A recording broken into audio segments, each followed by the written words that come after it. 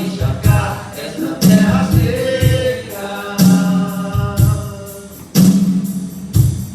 Deixa a água descer, deixa a chuva molhar, encharcar essa terra seca. Mais uma vez,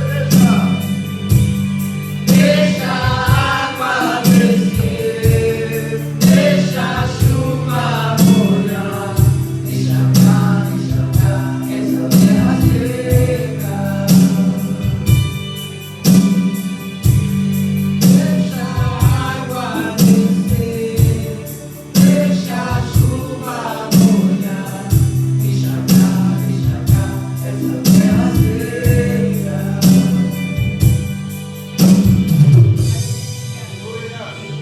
Amém, Jesus.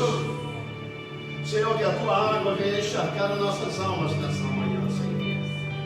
Que a tua unção, a tua graça, o teu poder, o teu favor, Senhor, se mantenha, meu Pai, constantemente a nossa vida, Senhor. Abençoe a tua igreja, abençoe os teus filhos. Abençoe nessas horas, Senhor. Que a nossa fé não venha desmorecer durante a caminhada, Senhor. Que nossos olhos sejam totalmente, meu Pai, direcionados, o nosso foco, a nossa direção, o nosso norte, seja sempre, meu Pai, os teus mandamentos.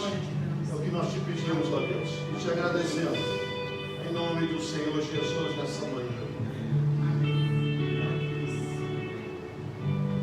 Deixa a água descer, deixa a chuva molhar, encharcar essa terra seca. Dê uma salva de palmas para o Senhor. Aleluia. Você pode se assentar nesse momento.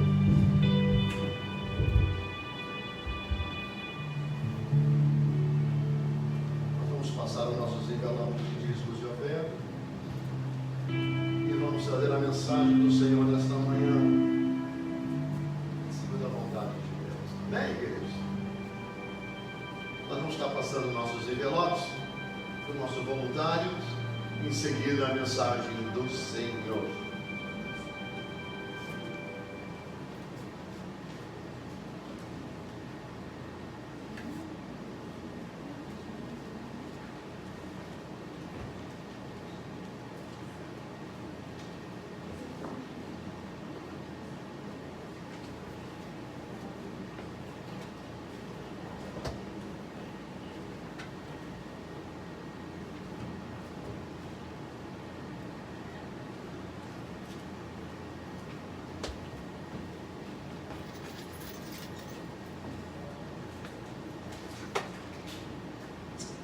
Amém, irmãos? Nós vamos, nessa manhã, trabalhar debaixo de um tema muito importante, né, que chama-se relacionamento. Nós vamos começar uma série de mensagens sobre a caminhada com Jesus, tá? Eu vou pedir a pastora Cília para poder, se possível, vou pegar uma garrafinha de água, tá? A caminhada com Jesus. Na nossa caminhada com Jesus, muita coisa acontece, não é verdade? Muita coisa acontece. Nós estávamos trabalhando na live com o pastor Marcos, lá de Portugal, da Igreja Batista Lagoinha, lá de Aveiros, norte de Portugal. Nós estávamos trabalhando com isso na quinta-feira à tarde. E sobre a caminhada do povo de Deus, a caminhada com Jesus, como também é difícil caminhar com Jesus, não é verdade? Como a gente tem uma vida de lutas, né? Se bem que Ele já nos preparou para isso, né? Na nossa caminhada, né, teríamos aflições, teríamos lutas, né? E esta manhã nós vamos trabalhar, assim que os irmãos estiverem, né, preparados para poder trazer seus dízimos e oferta, fique à vontade. Pode ser agora, pode ser depois, como os irmãos queiram. Mas, enquanto isso, a gente vai trabalhar aqui debaixo desse tema. Eu também quero aproveitar, antes de entrar na mensagem, agradecer os irmãos que nos acompanham pela internet, né? Que Deus possa abençoar a sua vida nesta manhã. E nós vamos O nosso texto desta manhã está em Gênesis, capítulo de número 41, versículo de número 1 ao versículo de número 14. Livro de Gênesis 41. Tem muito tempo que eu não passo no Antigo Testamento, então eu resolvi passar no Antigo Testamento e voltar para o Novo Testamento, né? Então eu me detenho muito no Novo Testamento, porque é uma coisa muito comum para a gente do dia a dia. Gênesis 41, do 1 ao 14. Como é interessante que Deus, Ele levanta pessoas para nos ajudar, né? Levanta pessoas para nos ajudar. Sempre tem alguém na nossa vida que nos ajuda, aparece de algum jeito e se torna uma ajuda, se torna um apoio, se torna um amigo, às vezes até mais próximo do que irmão, né? Pessoas que a gente confia e ajuda a gente. E é nessa manhã de conversa sobre relacionamento que nós vamos trabalhar debaixo desse tema que está em Gênesis 41, 1 ao 14. Gênesis 41, versículo 1 ao versículo 14. E o interessante é que não dá para a gente viver isolado de todo mundo. Não dá. A gente sempre tem que ter alguém, precisa de alguém ao nosso lado, né? Precisa. Às vezes a gente tem até até casado, temos uma família, a qual a gente tem um livro aberto, mas a gente sempre carece de alguém fora da família para nos acompanhar, talvez numa missão aqui, uma missão ali, um trabalho aqui e ali. Essa semana eu trabalhei junto com um irmão da igreja, fazemos algumas coisas, e não vou mencionar o nome, porque ele pediu para não mencionar o nome dele. Trabalhamos junto algumas horas. E eu pude perceber isso, como é importante às vezes a gente trabalhar, estar do lado de alguém que quer estar do lado da gente, ou que a gente quer estar do lado deles. Entendeu? Precisa ter uma comunhão mútua.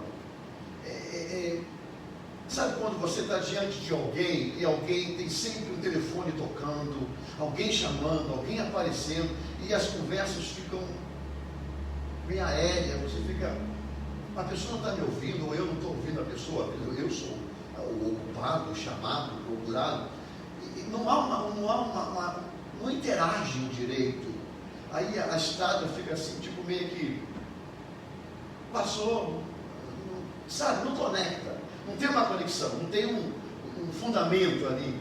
Estamos presentes de corpo, mas não estamos presentes de mente, porque a mente está sempre ocupada em alguma coisa, de alguém ligar, de alguém fazer, alguém chamar. Então a pessoa já está diante da gente com o carro ligado na marcha ré e soltando o freio de mão devagarzinho para o carro andar devagarzinho, porque daqui a pouco ele corre quando o carro vai embora. E a gente fica, ou a gente também faz isso na vida da pessoa.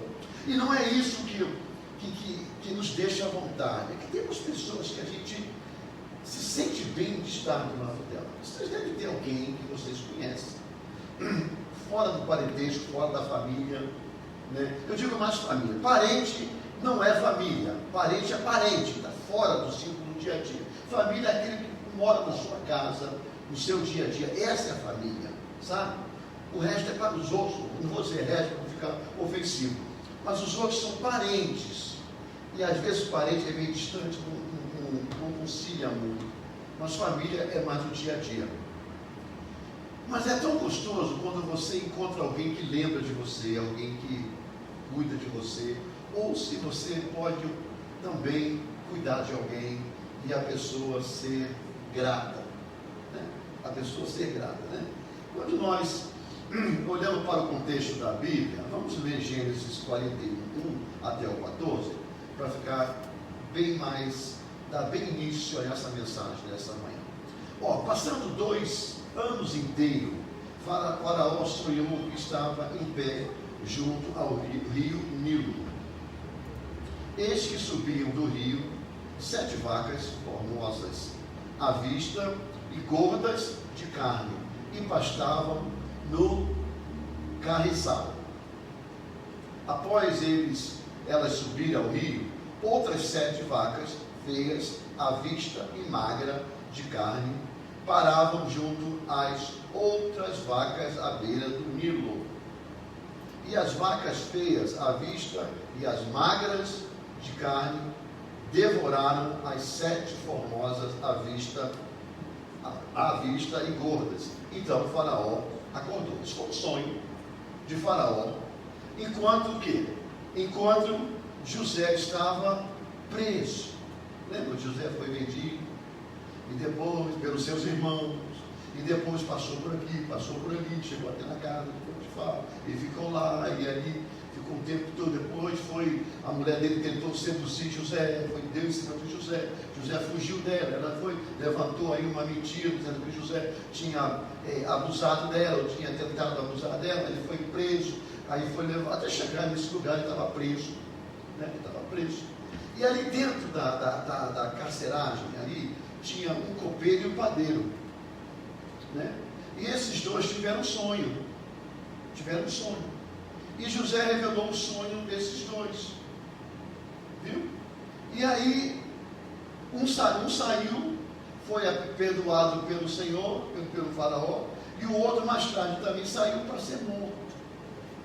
Mas aí José pediu ao que foi solto, porque ele era copeiro do rei, e falou: olha, quando você sair, não esquece de mim, lembra de mim, me ajuda a sair daqui.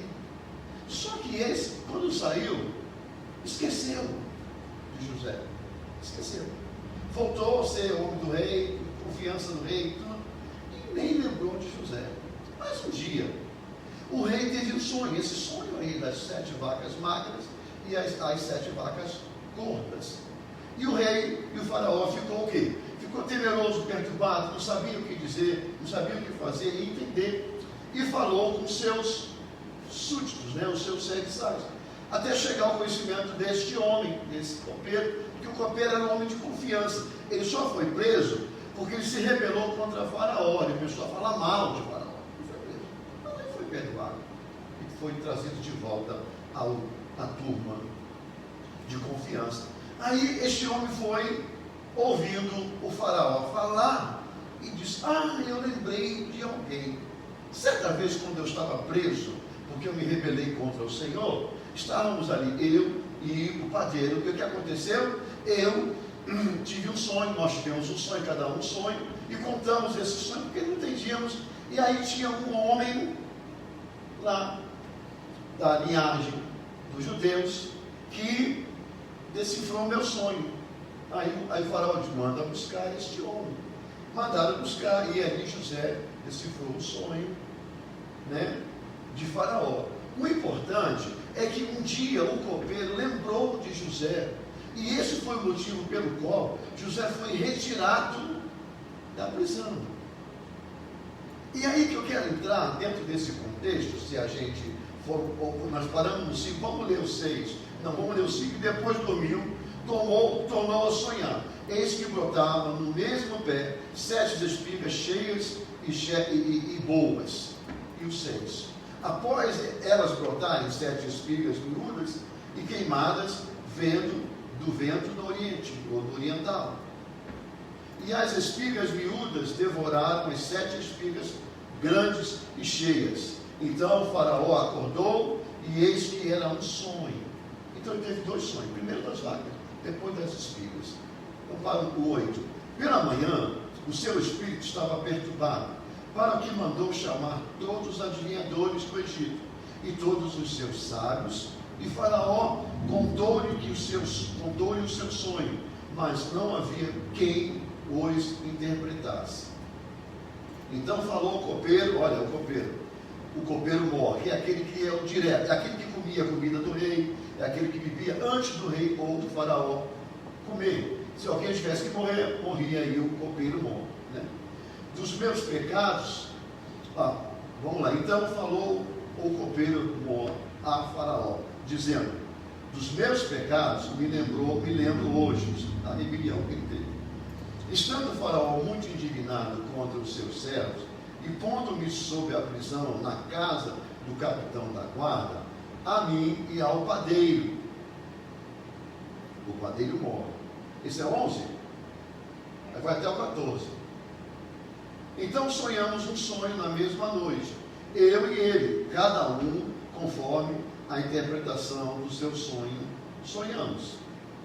Ora, estava ali conosco um mancebo de hebreu, servo do capitão da guarda, o qual contamos os nossos sonhos, e ele nos interpretou a cada um conforme o seu sonho. Como ele nos interpretou, assim mesmo foi feito. A mim me fez tornar o meu estado, e ele me fez, e a ele o outro, enforcar. Então enviou Faraó e chamou José, e fizeram sair da cova, e barbeou-se, mudou os seus vestidos, e veio a Faraó. Então aqui a gente, só para a gente poder confirmar, o processo de Deus em nossas vidas. Ou seja, Deus sempre traz alguém para nos abençoar. Nos abençoar. Trabalhar na nossa vida. Nos ajudar. E é isso que nós temos que estar sensível. Porque essa é a forma de Deus. Se você olhar para Cristo Jesus, Filho de Deus, Ele não fez o que fez sozinho. Ele foi buscar e separou pessoas para o ajudar. Pessoas totalmente diferentes uma da outra. Se você olhar para o caráter de Jesus, se você olhar para os costumes de simplesmente Jesus, ele era totalmente diferente dos seus discípulos. E os seus discípulos totalmente diferentes dele. A grossura e a estupidez, a bravura de Pedro nunca era igual ao que Jesus apresentava. O caráter de Judas Iscariote jamais foi o caráter de Jesus. A crença de Tomé, que foi tão falha, nunca foi a mesma crença de Jesus. Então você vê que Deus separa pessoas para nos ajudar, mas de concepções diferentes, de visão diferente, ponto de vista diferente. Ponto de vista, irmão, quer dizer o quê? Ponto de vista quer dizer visão da mesma coisa de um outro ângulo. Porque às vezes nós temos ponto de vista e achamos que nosso ponto de vista, ela é verdade, 100% verdade. E nem todo ponto de vista é 100% verdade. Então, é necessário que nós tenhamos do nosso lado pessoas que tenham ponto de vista diferente para mantermos um relacionamento, para quando chegar numa hora, dentro de um apanhado geral das coisas, para o bem de todas as coisas, os pontos de vista apareçam, mesmo que sejam contrários, mas apareça para o bem de todos. Para o bem de todos. Você quer ver um exemplo? Na caminhada de Jesus, ali estava o cego. O cego estava na beira da rua. Jesus passava e o cego gritava: Jesus, filho de Davi, tem misericórdia de mim. Jesus, filho de Davi, tem misericórdia de mim. Jesus, filho de Davi, tem misericórdia de mim. Aí Jesus pergunta: quem está me gritando? Aí os discípulos disseram: cala a boca, rapaz. Você está incomodando, ele não vai te ouvir. Cala a boca. Os que seguiam a Jesus, a visão deles era essa: ele ia incomodar e Jesus não ia parar. Visão de Jesus: parou e socorreu o cego. Você está entendendo? Mas não deixavam de ser um grupo que caminhava com Jesus. Porque às vezes as pessoas que são levantadas para nos ajudar, eles têm um ponto de vista, mas às vezes a hora que eles põem o ponto de vista, não é a hora apropriada para o ponto de vista. Existe uma hora específica, onde todo mundo senta para conversar ou para analisar a situação, e aí nós analisamos e colocamos nosso ponto de vista. O que acontece é que às vezes as pessoas têm um ponto de vista 100% de cada lado, e elas querem agir a mesma situação, em prol do seu ponto de vista, achando que o nosso ponto de vista, ele é um ponto de vista 100% correto. O meu é o correto, o seu não. Então, nós queremos chegar nessa manhã a um denominador que as críticas ou ponto de vista contrários, eles são bons em certa hora, colocados numa hora certa, para que a visão ampla da situação ela seja trabalhada. Porque às vezes, quando você se depara com um problema na vida de alguém, quando você vai ajudar alguém num problema, o que nós temos que fazer? Primeiro, temos que ouvir os dois lados. Para que, ouvindo os dois lados, possamos enxergar o problema dos dois lados. E aí achar um verdadeiro lado a qual deve seguir. Porque se nós somos parcial no problema, nós deixamos de ouvir e ver o outro lado das coisas. É isso que Jesus está falando para nós, nessa concepção. Quando José interpretou o sonho do padeiro e do copeiro, foi algo muito comum entre eles, porque eles estavam na mesma situação. Mas aí o que aconteceu? Era um plano de Deus. Tudo na vida de José foi um plano de Deus, tudo. Mas eu quero trazer dentro de uma questão de relacionamento. Quando José chegou para o copeiro e disse assim: me ajuda, não se esqueça de mim, me ajuda a sair daqui. Ele fez um pedido a alguém que ele ajudou um dia. Ele ajudou de uma forma ou de outra, revelando o sonho, porque o sonho conturbava eles. E o sonho disse para ele que era algo de bom, ele ia ser perdoado da situação. Mas esse esqueceu no auge da sua grandeza. Porque tem pessoas, irmãos, quando elas estão bem, elas esquecem dos outros. Os outros não importam.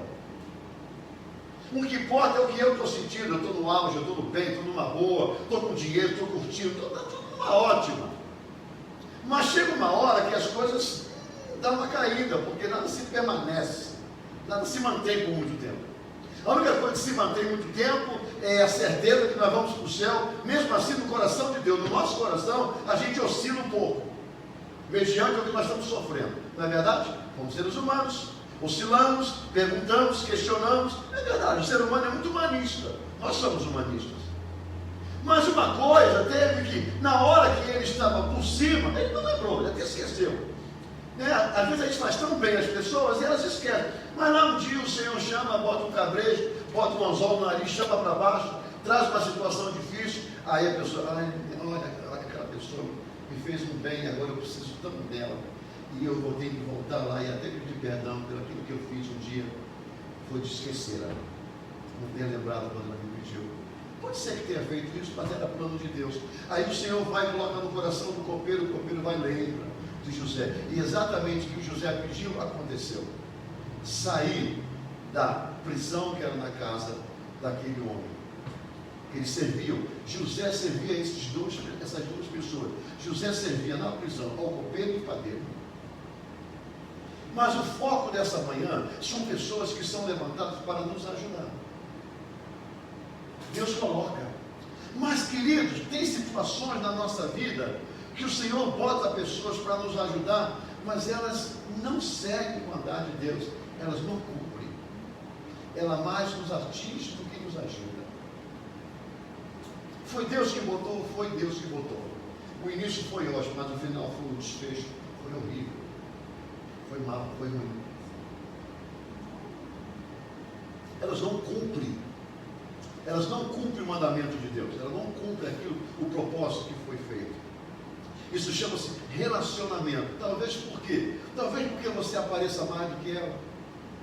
Talvez porque você conhece mais coisas do que ela, ou você adquiriu mais coisas do que ela, isso ofusca. Se tem uma coisa que é muito triste em algumas pessoas, que quando elas estão diante de pessoas que têm um nível mais alto, por ela não ter um nível cultural ou um nível de conhecimento naquilo que está se abordando ou se fazendo, ela se sente discriminada, porque ela está diante de alguém que sabe mais do que ela. Como ela não sabe, ou ela se cala ou ela sai do meio, ela não permanece para poder aprender, entendeu? Ela não permanece, ela se sente assim, não, essa não é minha praia, essas pessoas são metidas a saber de tudo, eu não quero saber. Isso acontece muito culturalmente no nosso país. Se você for para a região norte, nordeste, o interior, o pessoal do interior não gosta muito do pessoal do sul, do sudeste. Tanto que um antigo presidente chamava o pessoal do sudeste de coxinhas. São pessoas que são formadas, são pessoas que têm cabeça, são pessoas que sabem o que quer, sabem quem votar. Ele preferia um povo do interior que tem a mente fechada, que são compradas com objetos, com comida. Você sabe? Então, é mais fácil fazer política para ignorantes do que fazer uma política para quem tem uma mente aberta, porque aí você tem que ser mais específico, você tem que ser mais sábio no que fazer, porque você não engana quem tem cultura. Você engana para quem tem pouca cultura, porque sem cultura não tem ninguém. Tem pessoas que têm pouca cultura, né? Porque se não tivesse cultura nenhuma, não sabia nem o valor de dinheiro. Tem gente que não sabe ler, mas conhece números como um contador, né? Não joga nota de $100 no lixo, achando que é papel. Sabe que é dinheiro, então aprendeu. Então não é ignorante, né? Não é ignorante, 100%. Agora, o que acontece? Essas pessoas se destacam, se distanciam, porque, mas a classe não é a minha classe. Não, a classe é essa. Nós temos que viver, nos relacionar com pessoas que sabem mais do que nós. E não nos fazer sábio como elas, quando não somos. Porque se Deus colocou alguém do nosso lado para nos ajudar, no sentido de aprendermos com ela, mesmo que seja fora da cultura, seja na experiência de vida, nós estamos falando de uma linha de cultura, mas não seja cultural, na falácia, na retórica, mas seja na linhagem de experiência de vida. Vamos usar exemplo, uma pessoa de mais idade com uma pessoa de menos idade, a experiência de vida. O que nós não podemos fazer é a pessoa com pouca idade se sentir superior ou mais sábia daquela que tem mais idade, porque acha que não é o tempo de vida que dá a experiência. E quando acaba, é o tempo de vida que dá a experiência. Quanto mais você se aproxima da idade, você pensa mais do que falar, mais do que agir.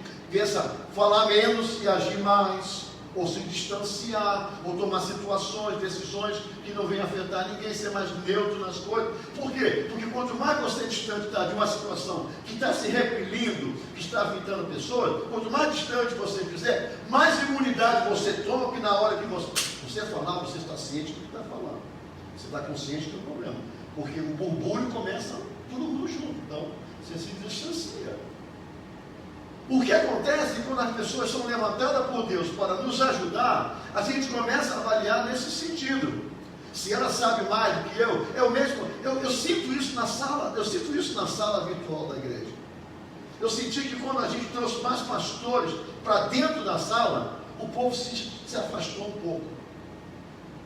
Talvez com medo de fazer uma pergunta que talvez não vai cair bem, ou não saber o tema que está falando, ou talvez estender uma pergunta e a pessoa ficar meio com vergonha. Eu senti que aquilo trouxe um afastamento um pouco de algumas pessoas, não entraram mais, preferiram mais ouvir do que falar.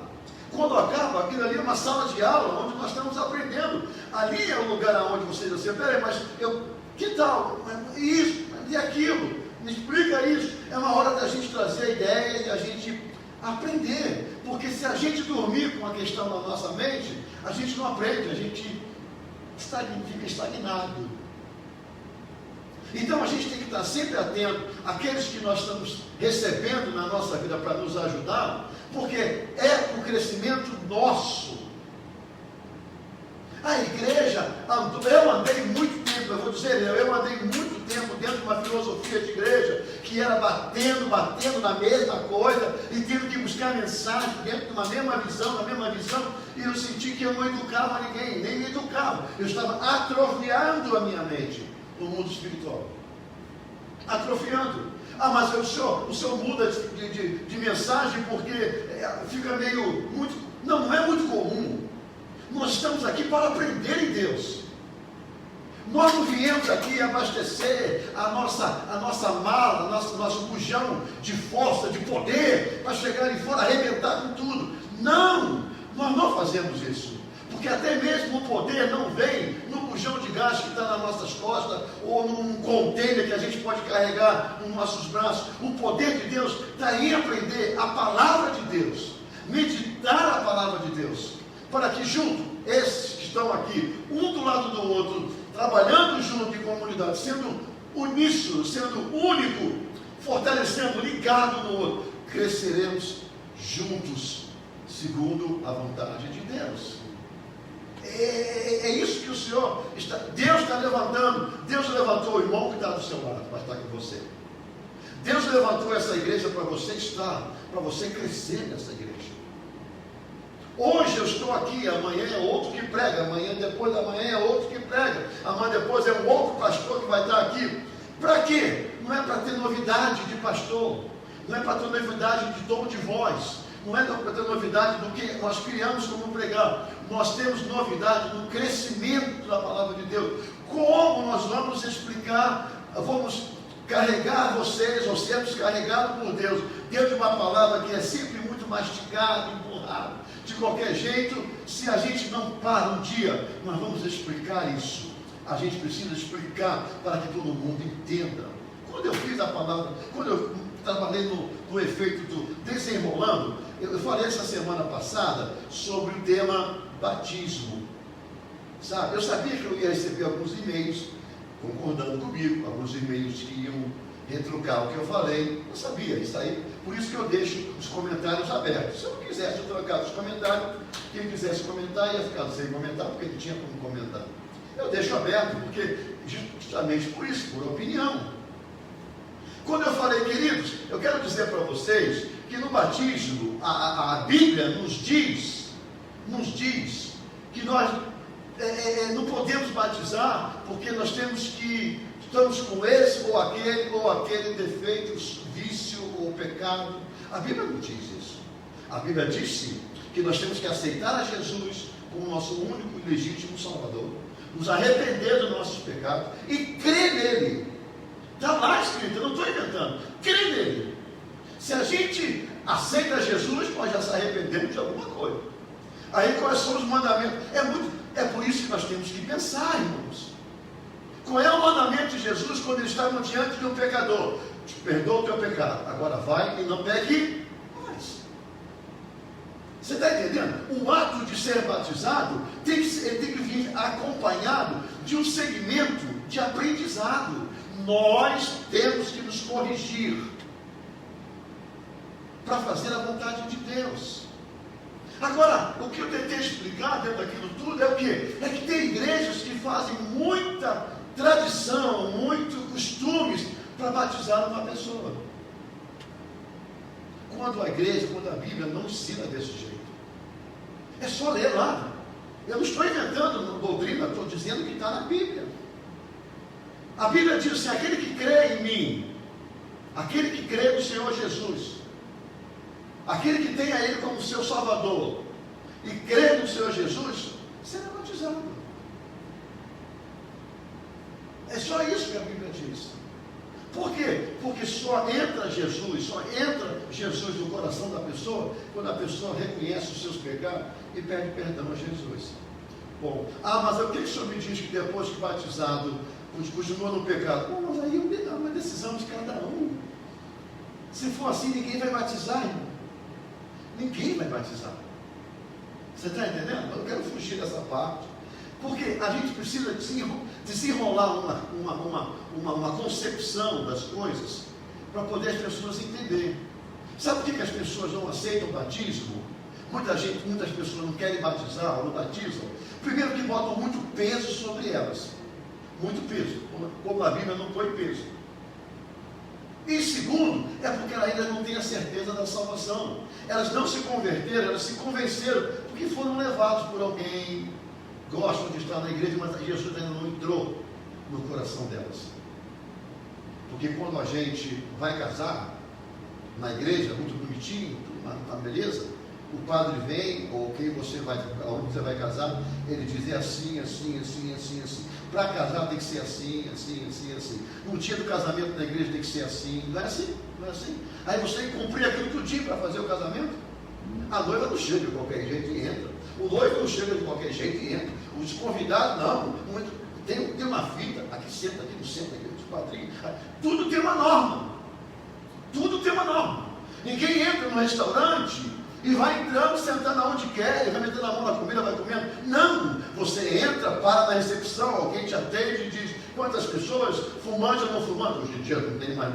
Fumante ou não fumante, dentro ou fora do restaurante, aí a pessoa fala dentro, aí bota numa mesa lá direitinho, aí daqui a pouco vem alguém que vai beber, alguém que vai comer. Não é assim que no final vem alguém que te dá a conta, você paga e vai embora. Tudo é uma norma. É isso que Jesus ele nos direciona, irmão.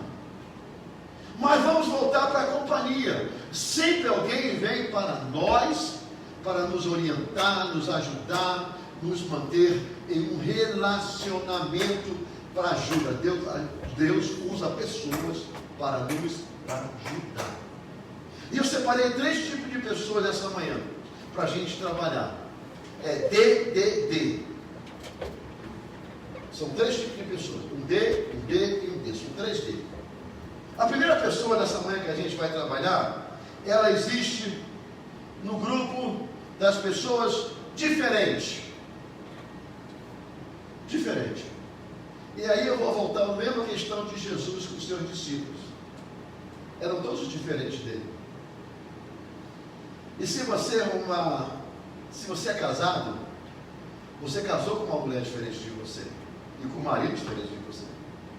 Eis a questão do problema às vezes. Porque também não tem ninguém igual a você e você não é ninguém igual a ninguém. Não é verdade? O maior problema na vida de um casal é reconhecer as suas diferenças e conviver com elas ou resolvê-las. Então a primeira pessoa que nós temos que entender que quem vai estar do nosso lado para nos ajudar não é sua alma gêmea nem seu irmão gêmeos. É alguém diferente de você, com concepções diferentes. Eu estava trabalhando com o irmão, já falei desde o início, eu estava trabalhando e eu estava fazendo as coisas já com uma meia pressa, porque eu tinha que sair para trabalhar depois, e fazendo, e o irmão está lá na calma dele. Eu digo, olha irmão, eu estou correndo, não é porque eu quero acabar primeiro porque você não, eu estou correndo porque eu vou sair daqui, não vou almoçar, vou direto para o meu trabalho à tarde. Então eu estou fazendo a minha parte para sobrar menos para você ficar com as coisas menores. E eu, não é porque eu fiz o maior, é que era mais plano, para mim era mais fácil. E eu fui fazendo a minha parte. Tudo isso me trouxe essa mensagem. A gente tem que cuidar, ter cuidado entre nós, porque às vezes o Senhor levanta alguém do nosso lado, mas tão diferente da gente, tão diferente, que a gente não dá valor. A gente não dá valor. A gente dispensa, a gente recusa, porque a pessoa é diferente demais da gente. Aí não vai dar para a gente caminhar. Às vezes você está do lado, você convida alguém para poder ir sair para um restaurante, aí você se arruma tudo bonito, toda bonita, e a pessoa chega lá de calça jeans, chinelo. Você fala, gente, isso é uma vergonha, eu não chamo nunca mais. Aliás, eu nem sei se eu vou entrar nesse restaurante, é melhor a gente passar no drive-thru do McDonald's, pegar um hambúrguer e comer parar na praça. Você está entendendo? Mas aquela pessoa é uma pessoa tão diferente, mas o amor dela é superior do que o teu, amor. Ela está ali com o que ela tem. E a gente tem que entender que ela está ali, porque primeiro que ela aceitou o convite. Segundo, porque ela faz questão de estar presente com você. E primeiro que ela foi com o que ela tem, é do jeito dela. Mas ela é uma boa companhia. A gente tem que avaliar isso. A gente precisa avaliar isso. Jesus, quando separou os seus discípulos, ele sabia que eles eram diferentes. Mas ele tinha que entender, como Deus e como homem, por que o caráter de Pedro era daquele jeito. Eu falei na live de sexta-feira que se o pastor não andar no meio das ovelhas, e aí eu quero abrir uma aspas, andar no meio das ovelhas, eu devo frequentar a casa de vocês todos os dias. Primeiro que eu não tenho tempo, eu trabalho como todo mundo trabalha. E daqui a pouco eu vou andar na casa de todo mundo, na semana toda, daqui a pouco na segunda semana eu sou inconveniente já. Porque é muito bom uma vez ou outra. E todo mundo quer chegar em casa e descansar. Aí imagina todo dia chegar em casa, tem alguém, eu estou visitando alguém, eu vim aqui na hora da janta, porque na hora do almoço eu não vou estar lá, eu trabalhando. Vou na hora da janta, porque eu já como ali, então eu já não faço nem mais compra em casa. Já como lá. Fica inconveniente. Não é para dormir, não é para viver, não é para dar tempo junto, mas é, sabe, alguém do seu lado, com características diferentes, mas caminhando junto, mesmo que às vezes cada um no seu canto. Foi isso que Jesus Jesus fez com Pedro, Jesus fez com Tomé, Jesus fez com Judas Iscariote. Ele queria entender o caráter dessas pessoas. Por isso que Jesus não se surpreendeu com o caráter de Judas. Quando foi beijado, ele disse: meu amigo, quem você procura? Ele já me chamou de irmão, ele chamou de amigo, já conhecia o caráter. Não precisava alguém dizer que Judas metia a mão na bolsa do dinheiro do grupo para gastar, não precisava. Jesus, na sua onisciência, sabia, claro que sabia. Ele sabia sobre tantas outras coisas que ninguém sabia. Quando os outros estavam razoando, falando mal dele, ele falou: por que vocês estão razoando aí? Claro que Jesus sabia, mas ele queria conhecer. Por quê? Porque o caráter dos discípulos de Jesus é o meu caráter e o seu. E ele tinha que aprender humanamente a andar no meio do seu povo. São pessoas diferentes, sabe? São pessoas que precisam ser entendidas e saber que elas andam desse jeito e fazem desse jeito. Entendeu? A segunda pessoa que nós vamos falar dessa manhã é o segundo D. São pessoas difíceis. Olha lá. Esses é difícil andar com eles, mas tem que andar, né? E a única forma de andar com pessoas difíceis é a gente amadurecer com elas. Sabe quando você tem muito filho, você cria todos eles na mesma direção, mas tem um que parece que olhou para a lua à noite, se enganou pensando que era sol. Você fala assim: gente, esse é difícil, mas é meu filho, é minha filha, é meu. Tem gente que é custosa demais, tem gente que tira anos de vida e de paz da nossa vida e dando por não. Tem gente que tira o nosso sono, tem gente que pisa na nossa paciência, esmaga a paciência, e a gente tem que pedir a Deus força para poder caminhar com elas. Claro que tem, todo mundo tem, seja ela dentro de casa, fora de casa, no trabalho. Às vezes você está no meio do trabalho, você tem um gerente, um manager, ou um supervisor, ou um irmão, que está mais, tem um irmão, um empregado que está na empresa, que ele desfaz de você, ele te humilha, ele te maltrata, ele se acha superior, quer te dar ordem, mas você tem que conviver com ele, sabe? Você tem que conviver com ele. Por quê? Porque você vai aprender com ele que aquilo não se faz nem com os outros, e a única forma de você aprender é amadurecendo com quem é difícil. A única forma da gente aprender a amadurecer com quem é difícil é convivendo com elas. Agora, conviver no sentido seguinte: conviver, mas com espaço. Eu não vou comer no meu prato que ela. Porque aquele que abaixa a cabeça e come no mesmo prato, passa a ser um deles. Você entendeu? Aquele que bota a boca, ou aquela que bota a boca no mesmo copo para beber aquilo que as pessoas bebem, você passa a ser um deles, porque você é contaminado. Nós podemos andar juntos, conviver, mas mantendo uma distância. Jesus fez isso com seus discípulos. Jesus não levava Tomé, Jesus não levava Judas para o monte para orar. Era Pedro, Tiago e João. Pedro, Tiago e João. E caminhava com os 12. Com os 12. Você está entendendo, irmão? Tem pessoas que você sabe que é difícil, mas você vai aprender com ela. Porque Deus colocou na tua vida para você aprender, amadurecer, porque você vai lidar com essas pessoas o resto da sua caminhada. Apenas no céu você vai estar livre disso. E eu também. Apenas no céu. E a gente aprende sobre isso quando a gente vai lá para o livro de 2 Coríntios, capítulo de número 7. 2 Coríntios 12, 2 Coríntios 12, 7. Você vai encontrar Paulo. E Paulo fala isso: eu sofri na mão de uma pessoa. Aí diz assim: para que não, o 7 não vai um pouquinho, bota o 6 para mim. Pois, se quiser gloriar-me, não serei insensato, porque direi a verdade. Olha Paulo falando. Aí vai para o 7. E para que não exaltasse demais pela a excelência da revelação, foi-me dado um espinho na carne. Olha que Paulo está abrindo o coração para isso. A saber, um mensageiro de Satanás. Era uma pessoa, irmão, não era um demônio, não. Era uma pessoa, era um mensageiro de Satanás. Isso não colocava demônio, mas isso é uma pessoa, sabe?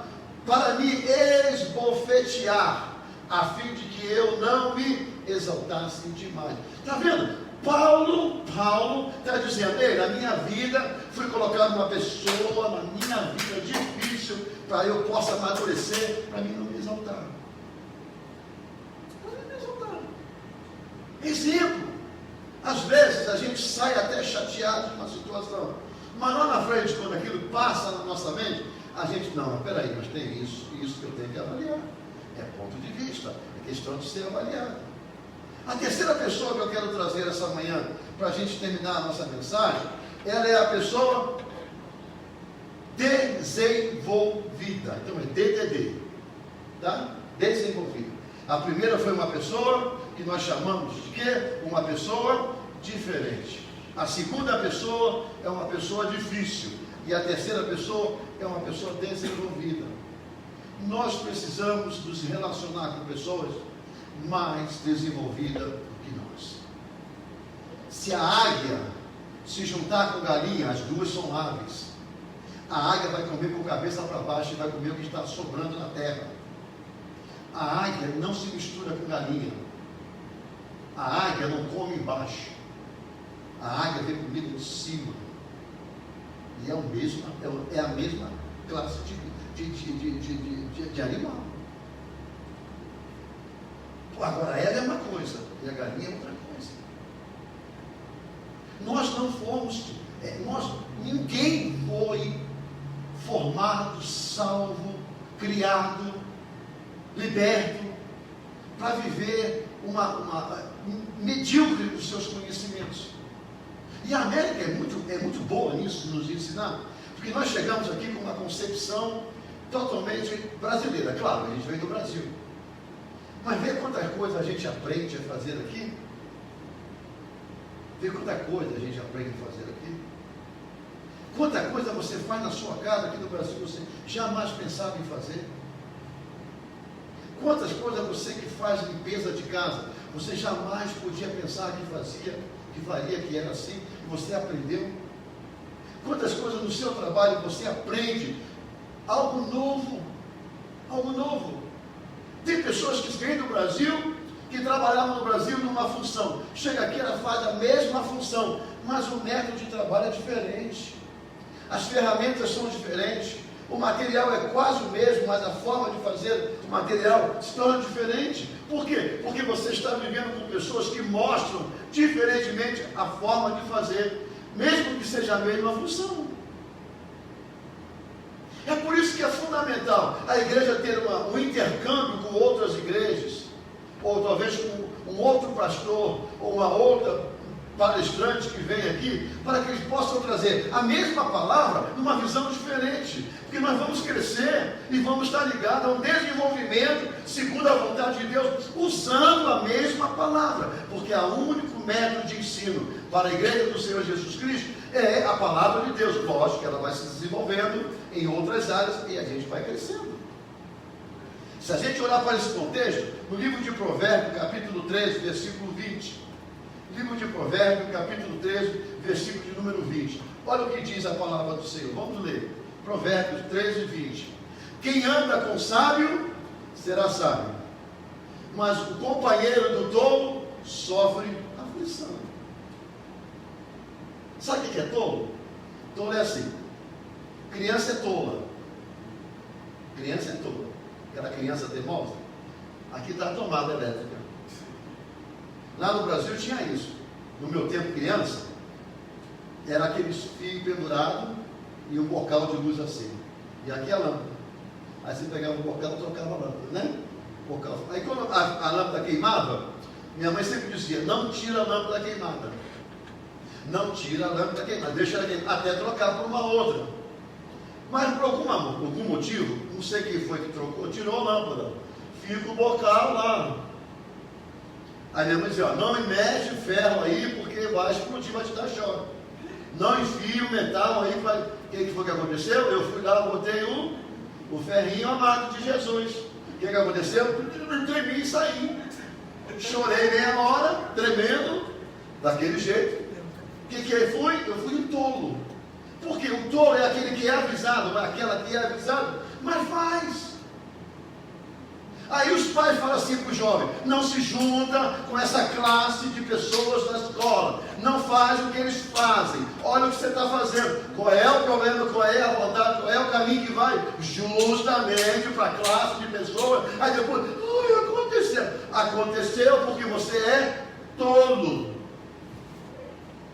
Lá no Nordeste falam outra coisa, eu não vou falar para não ficar ofensivo, mas a Bíblia diz que é tolo, porque quem anda com sábio se torna sábio, mas quem anda com tolo tem aflições.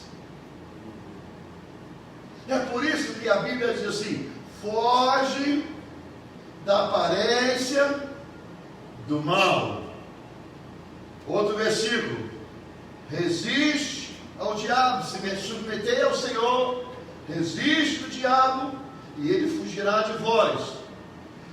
Foge da tentação. Não é? Que a Bíblia diz: foge. O que é isso? Senão você vai ser tolo, você vai cair. Nós somos seres humanos, nossa semente é do mal. A nossa semente é do mal. E é isso que a gente tem que orientar.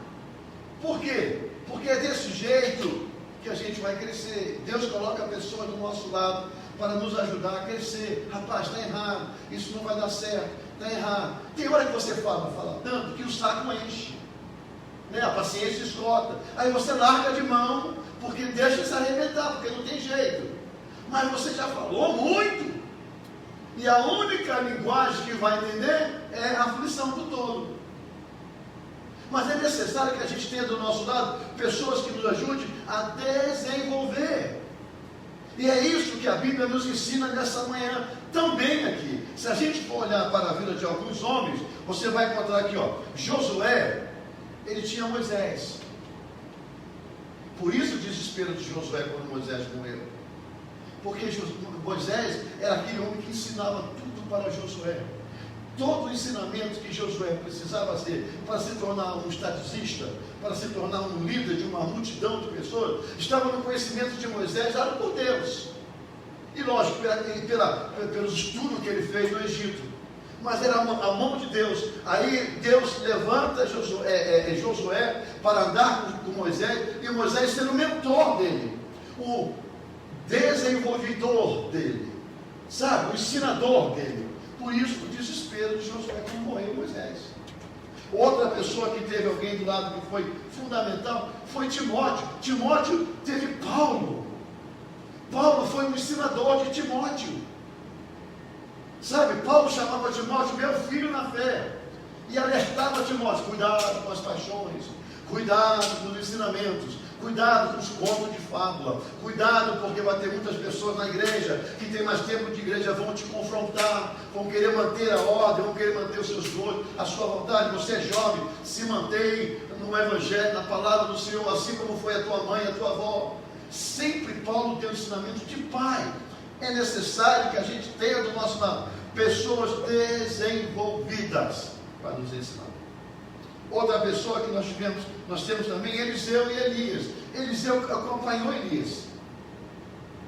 Certa vez, Elias chega para Eliseu: ó, bate aqui, vai embora, pega o que tem que pegar, vai embora, me deixa porque eu vou tomar um rumo, vou tomar um caminho que você não pode ir. Ele disse: eu não vou a lugar nenhum, aonde tu for eu vou entrar, mas onde você entrar eu entro, o que você fizer eu faço, eu não abro mão de estar com você. O que aconteceu? O que aconteceu com Eliseu? Eliseu foi o sucessor de Elias, fez os milagres que fez, foi um homem usado por Deus, porque teve um mentor, alguém que o ajudou a crescer. A América é um lugar aonde nós viemos para ganhar dinheiro, sim, mas para crescer, aprender. O que nós não podemos fazer é estagnar.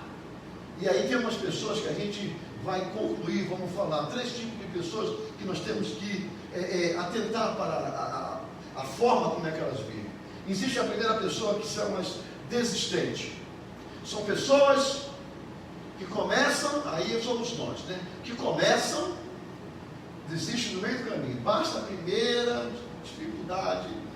Tudo na vida que você vai fazer, irmão, você vai encontrar retrocesso, dificuldade. Eu fui fazer meu curso de notário público, me levou 3 meses. Foram 3 meses, eu estudando prova. Estudando prova.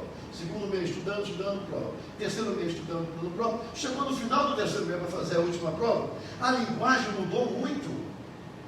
São leis que a gente aprende.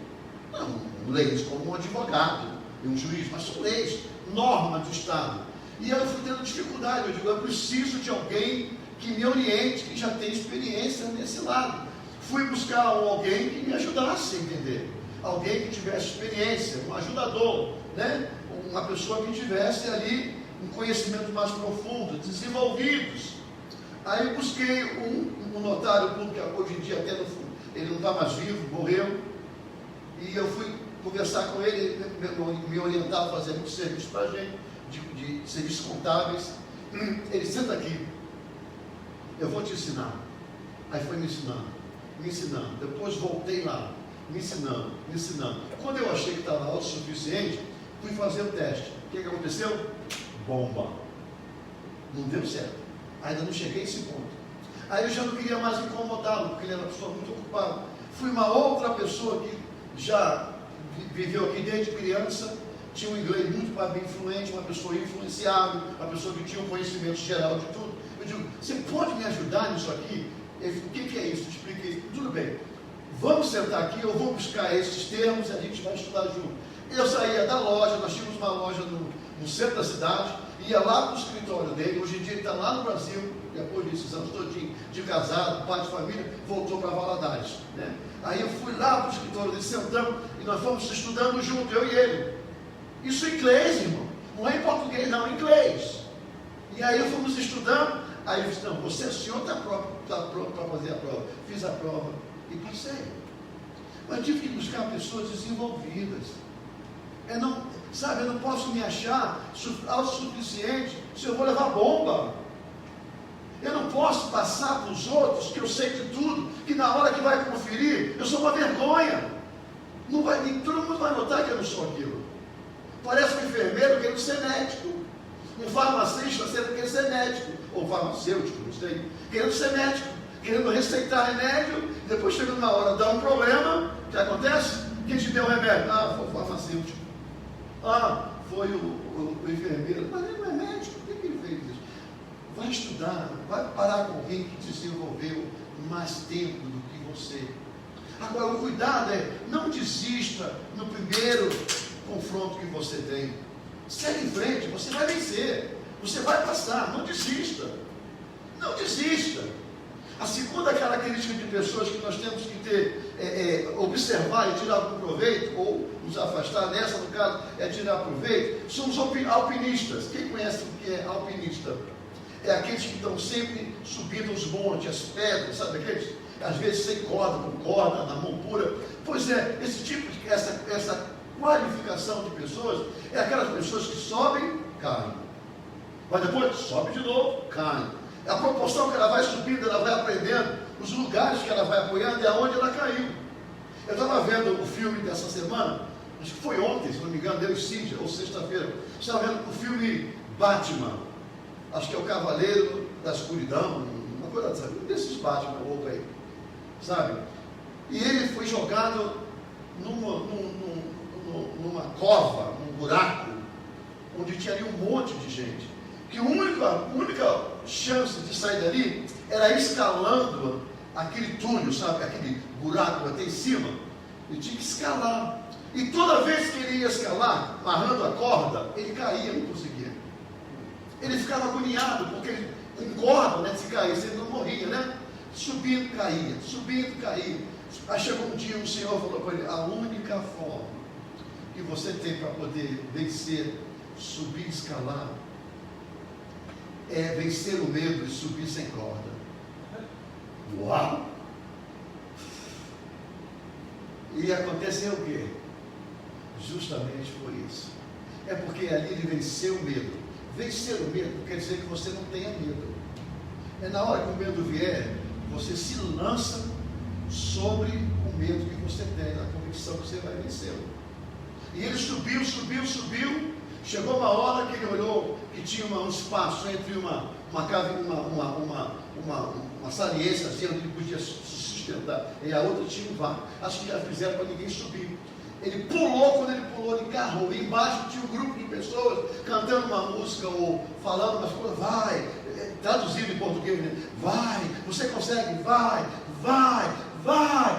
Ele se joga, ele cai lá em cima e consegue subir. O povo gritaram e ele subiu, saiu daquele buraco.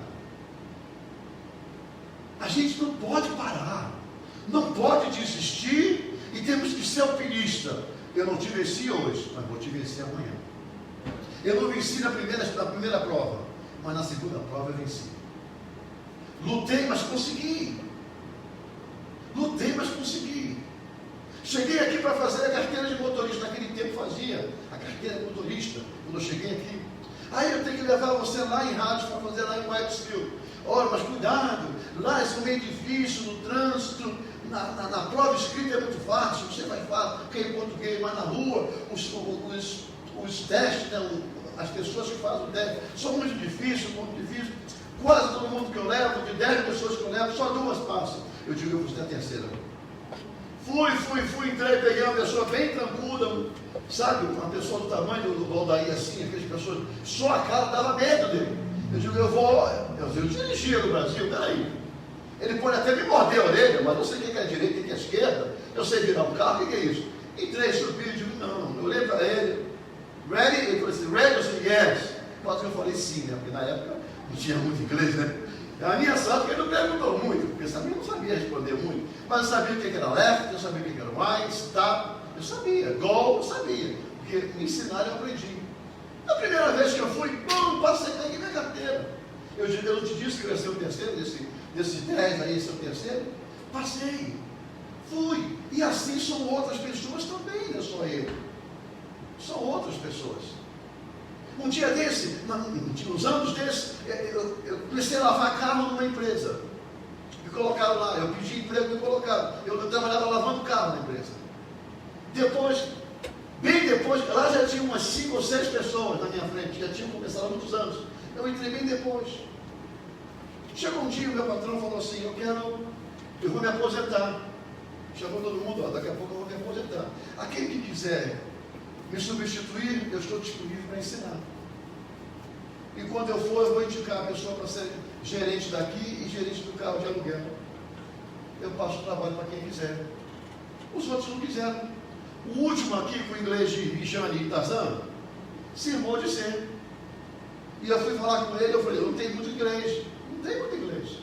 Ele falou assim, eu não preciso de inglês, eu preciso de alguém que tenha uma mente aberta para aprender. Porque eu vou ensinar você. E linguagem de trabalho é a mesma todos os dias. A mesma todos os dias. Você quer aprender? Quero. Colei com o velho. Ele me ensinava e eu trabalhava na minha função. Ele me ensinava a trabalhar na minha função. Ao longo do tempo, demorou um tempo, ele não se aposentou de imediato. Ao longo do tempo ele foi, se aposentou. E quem assumiu? Eu. Aí o que aconteceu? Passei a ser o puxa-saco, o caguete, porque eu me tornei gerente. E ninguém quis. Por que não quiseram? Porque não quiseram. Podiam ter ido pessoas com mais inglês do que eu. Que o meu inglês era 10% de 100, em comparação aos outros. Não foram. Eu estou usando meus exemplos, mas vocês têm um de vocês. E a gente vive. A gente vive.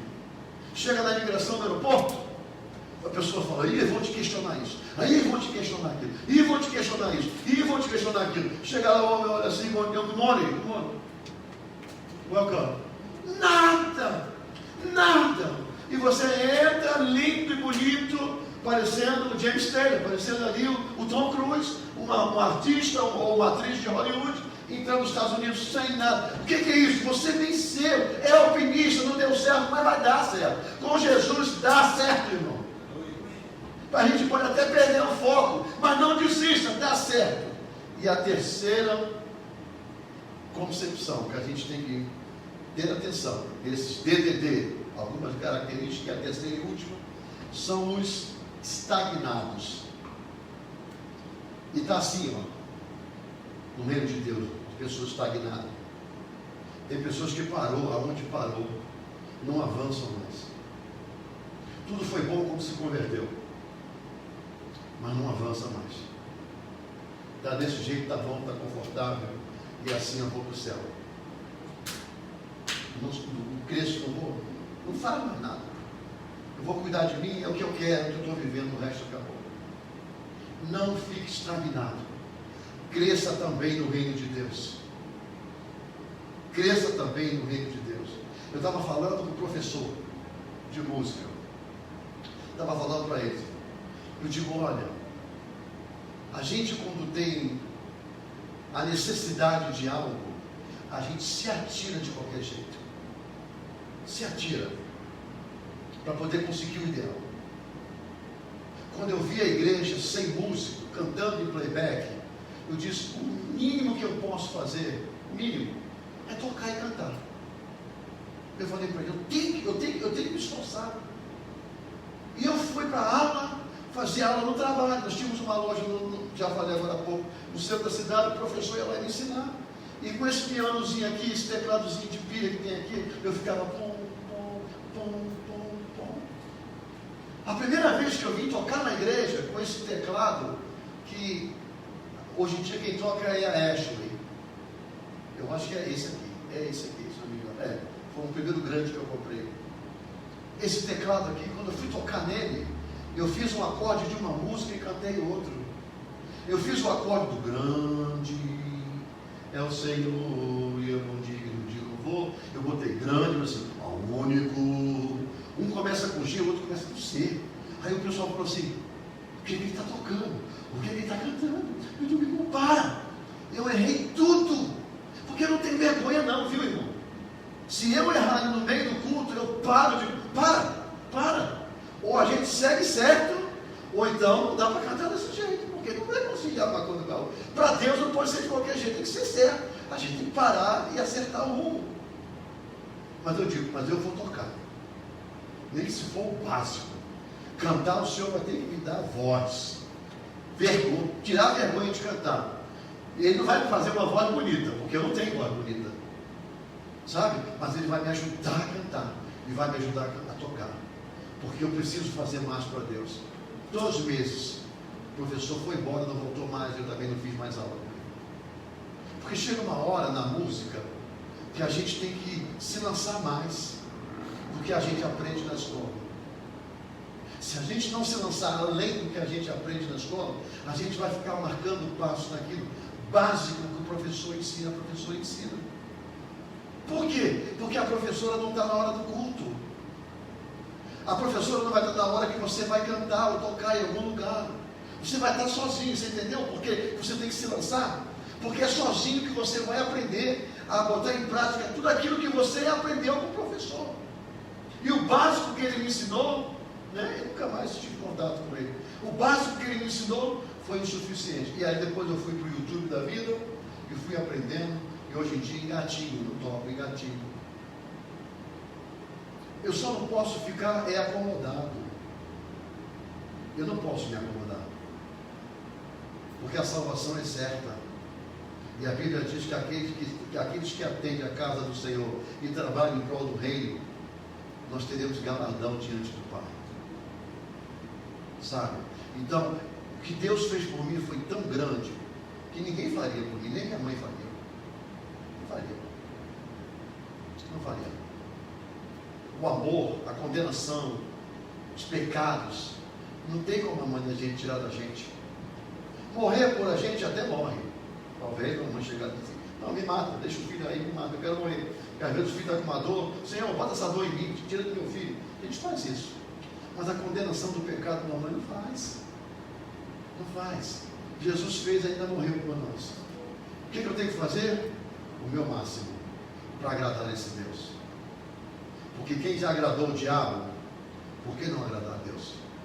Quem ficava no centro de macumba, virando a noite, de sábado para domingo, tocando tambor na macumba, quem ia para os matos da vida, quem ia para o cemitério da vida de madrugada, e eu não posso ficar na casa do Senhor louvando a Deus? Não posso, isso me incomoda, me cansa. Por que eu não me cansava do diabo antigamente? Tinha dia de estar todo mundo na rua, nas festas, eu no centro espírita. Ou às vezes recolhido dentro de um quarto, e o povo lá fora vivendo a vida. Hoje em dia eu sou livre. Hoje em dia eu tenho o céu que me espera. Por que eu não posso me esforçar para Deus? Por que eu tenho que me estagnar? Se eu não me estagnei para o diabo, por que eu vou me estagnar para Deus? Se maior é Deus acima de tudo. Porque aquele que me oferece tão pouco, eu me estagnei. E para aquele que me oferece tão grande, tão mais coisas assim imensuráveis, coisas mais profundas, eu não posso me esforçar. O meu esforço para Deus não vai ser no céu, irmão. O teu esforço para Deus não vai ser no céu. O nosso esforço para Deus vai ser aqui. O nosso sacrifício, o nosso culto racional é aqui na terra, para que todos vejam que nós não estagnamos, que nós não desistimos, e que nós somos como os alpinistas. Nós não desistimos, nós vamos vencer as nossas dificuldades e vamos chegar no limite máximo aonde Deus vai nos permitir. Para isso, Deus vai colocar os DDD na nossa vida, diferentes, difíceis e despachadas ou desenvolvidas, para nos ajudar. Que essa caminhada sua com Cristo e a minha, a nossa, seja uma caminhada inteligente, formação, de criação, de crescimento diante de Deus. Que Deus possa abençoar a sua vida nessa manhã.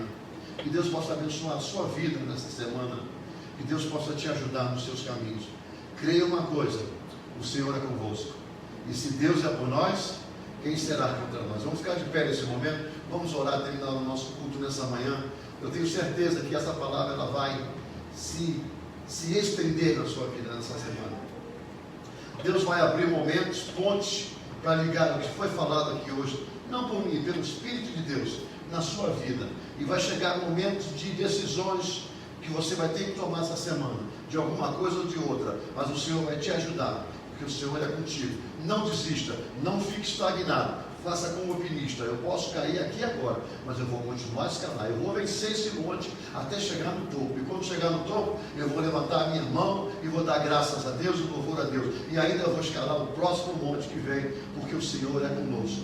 O Senhor é conosco e nos dá força. Amém, irmãos? Vamos orar em nome do Senhor Jesus. Pai, nós te damos graça nessa manhã, em nome do Senhor Jesus. Te agradecemos pela tua palavra, te agradecemos por essa caminhada, essa série de caminhadas que começamos nessa manhã. Caminhada com Cristo. O que nós vamos ver, vamos sentir, vamos ouvir dessas semanas serão pontos das nossas vidas, que a gente entende que vão acontecer, mas nós vamos vencê-los todos junto com o Senhor, porque o Senhor nos garante que o Senhor está conosco todos os dias. Abençoe a tua igreja, abençoe o teu povo, abençoe o teu reino neste lugar. Estenda as tuas mãos de misericórdia, ó Deus, sobre a tua igreja. Dê-me, ó Pai, cada vez mais desejo de estar na tua presença. Pai, muito obrigado pelos teus filhos que aqui chegaram esta manhã. Muito obrigado pelos dízimos e ofertas. Nos despeça agora em paz para casa, nos leva debaixo das tuas mãos e nos ajude a vencermos as diversidades que estão aí depois dessa pandemia. Nós iremos vencer, porque confiamos no Senhor e suplicamos a tua ajuda, a tua orientação no que fazer. Muito obrigado por essa palavra. Nós te agradecemos no nome santo de Jesus. Que a graça do nosso Senhor Jesus Cristo, o amor de Deus, nosso Pai, a comunhão e as consolações do Espírito Santo de Deus esteja com todo o povo de Deus na face da terra, e a igreja amada diz: amém. Que Deus te abençoe. Um bom domingo. Fique na sombra, beba muita água. Está 90 e poucos graus lá fora. Vai ser muito calmo. Para quem tem piscina, boa piscina. Para quem não tem piscina, bota uma latinha de água, chuveirinho, e se molhe, porque vai estar bem quente. Que Deus abençoe. A paz do Senhor. Um bom domingo para todos.